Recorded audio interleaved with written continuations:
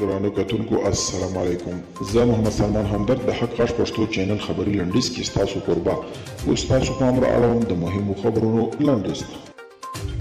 روسیې د افغانستان او تاجکستان پر ګډه پوله جنگي تجهیزات او پوځي وسایل ځای پر ځای کړي دي. د روسیې د دفاع وزارت له لوري په یو خپره شوي ویډیو کې لیدل کېږي چې روسیه الوتکې د افغانستان او تاجکستان سرحد ته د دې وسایطو د انتقال په حال کې دي.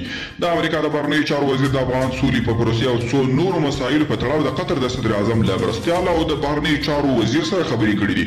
بلینکن ویلي چې د افغان سولې د خبرو د چټکتیا لپاره د قطر په ملاتړ له یمن سره په مرستو او ځینو نورو مسایلو باندې له آل ثاني سره غږېدلې دي.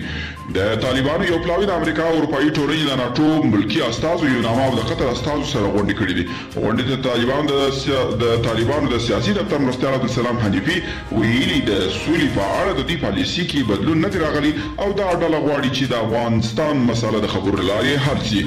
او د افغانستان او استرالیا د بهرنیو چارو وزیران افغانستان ته د اسرائیلي ډیپلوماټانو د بیرته راتګ د څرنګوالي په اړه خبرې کوي.